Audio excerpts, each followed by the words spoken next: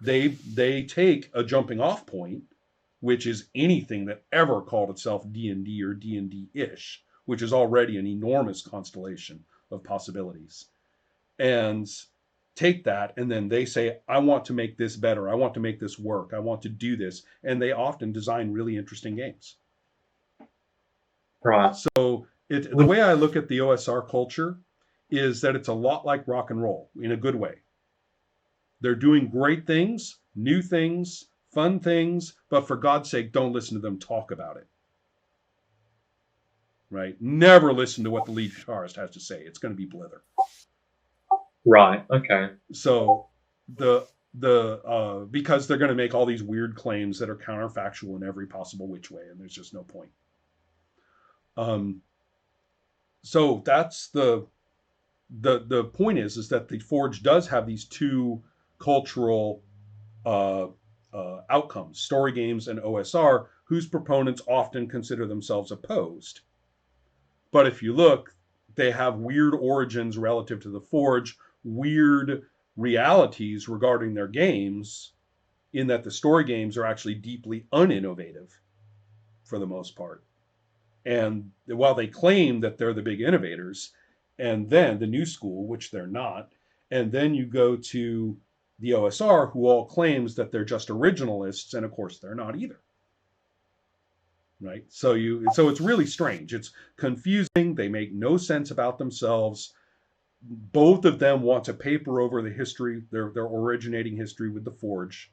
So one thing they'll all agree on is that the Forge was bad. Pay no attention, right? Because they're the brand, you see. They want to keep their brand, the people who use it. So they're deeply effective as marketing devices and as socially reinforced, like unthinking, very uncritical communities. So a young designer, so this is, I'm answering your question. A young designer walking into this mess is going to encounter a huge wave of nonsense no matter where they turn. They're going to encounter a wave of just incredibly bizarre claims, things that don't make sense, a whole bunch of terminology that they're not going to get, and they're going to try to fake their way through understanding it, right? So they'll start using that terminology in their games, and it makes no sense there. And so there's all sorts of things.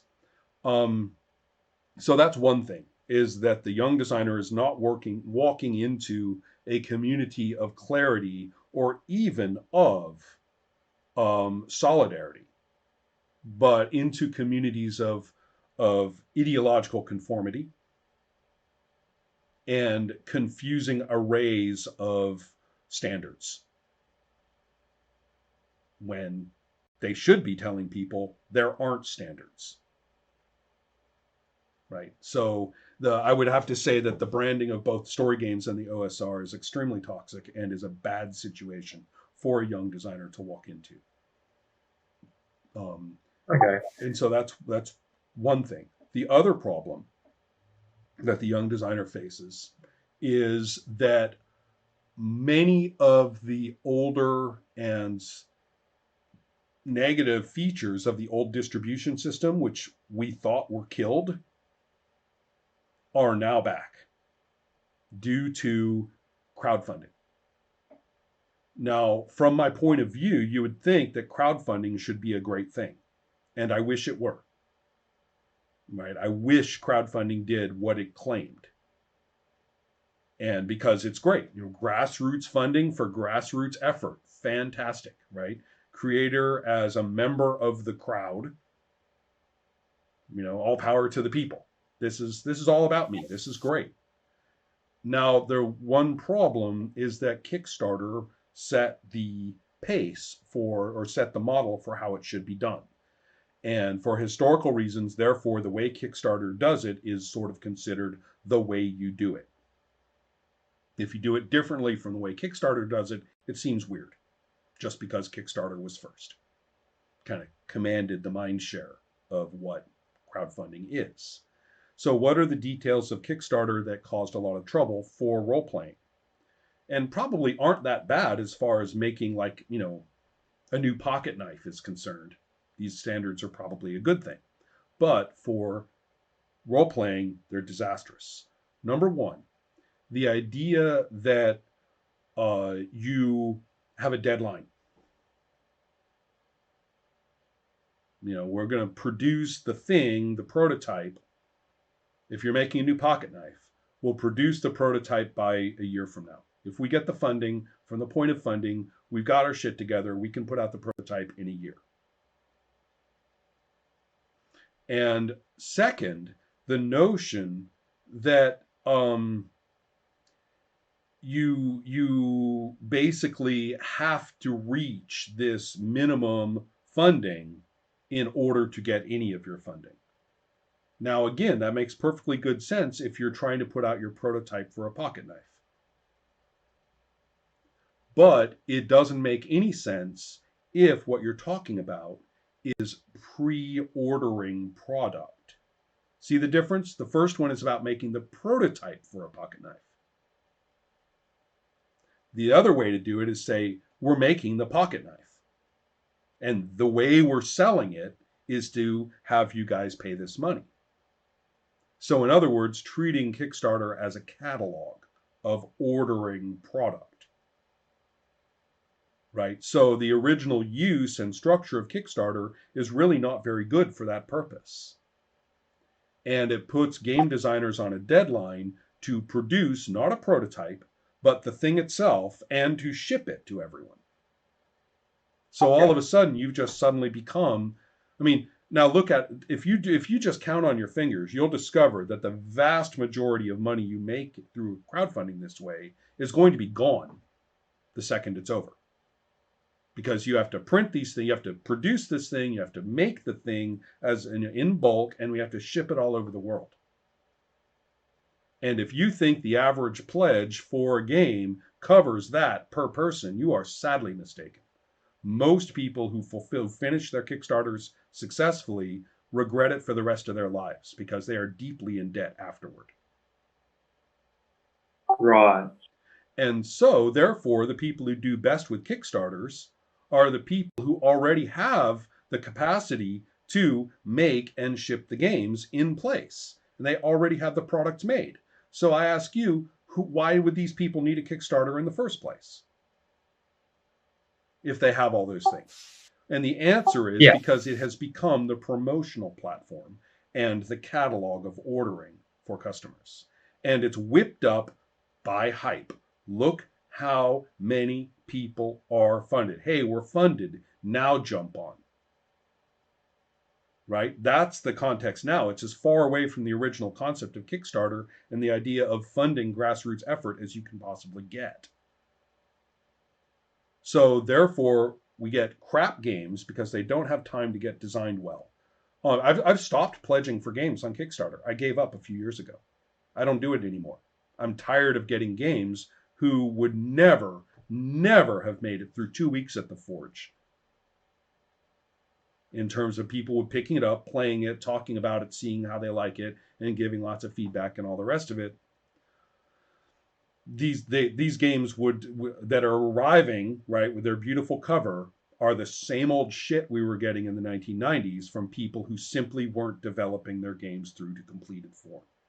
They're not done. Right. Right. We're getting bad prototype. We're getting bad betas. And so that's one thing. Another thing is that the people who are making them typically aren't actually being commercially very successful. And the smaller you are, the more grassroots you are, the more likely that you're going to end up in debt rather than ahead of the game. Because shipping rules change all the time. They only become more expensive. I'm not the only one to say that during a Kickstarter that I ran, the international shipping laws changed in the middle of the Kickstarter, therefore destroying all of my cost planning. Right. This happens a lot. It's happened periodically. That was all the way back in 2013, and it's been happening almost annually ever since. So basically the problem with the construction of crowdfunding is the other huge trap. It may seem to people that it's the only game in town, and it may be the only game in town. I hope not. But the fact is that most of the games produced this way are not very good, particularly relative to how good they could be. Second, that people are paying a lot more money for them. I mean, again, it's the same old thing. You're ordering the book and saying you're interested in the book before you get it. And once you do that, you start basing your alleged preferences on hobby community hype. You like it because everyone says it's good. You don't like it because everyone says it's bad. And then, of course, being humans, your preferences simply shift to accommodate those social pressures. So that's been a huge problem. Those are what the young designer is facing, and it's not pretty at all. That's Particularly if you have been raised and brought up in and have completely internalized this internet dialogue and social media and so forth pretty much as your way to be. And I'm not so old as to say, oh, that's terrible, kids these days, blah blah blah, whatever. You can't get. I went to high school between 1979 and 1983. And you cannot get more kids these days than that generation. We beat you guys already, right? So no, I'm not going to come down on anybody for being kids these days. You go right ahead. What matters to me is the that every single circumstance into which people are going to be arriving has to be assessed in terms of, well, wait a minute, am I doing this way because I'm under social pressure to do it? Am I merely internalizing what I've been told about what's good and what's bad and how it's done? Or am I actually looking at the situation and making, real choices about it? So right. that's kind of where I'm at for today. Does that help a little bit in terms of what young designers are facing and what they should be thinking about? I wish. Yeah, I think that's a very. I don't think I would have ever encountered one of that sort of perspective on any sort of online forum like Reddit, for example, because there seems to be a very strong Kickstarter culture Sure. on subreddits like RRPG. And in many ways, again, I wish it were doing exactly as advertised. I wish Kickstarter or crowdfunding in general were doing precisely what would be the best for the people involved, both creators and pledgers. I wish it were. But these details of the deadline and many other points about it, the fact that you're getting product, I mean, I don't know if there's any other way to control it, but imagine crowdfunding if it didn't have a deadline and if you were never obligated to provide product. It'd be a very It would create a different very animal, wouldn't it? yeah, exactly. Right. So the way that I mean, I have no recommendations except for people to understand the infrastructural limits and the infrastructural expectations that they're being sold as culture. Right?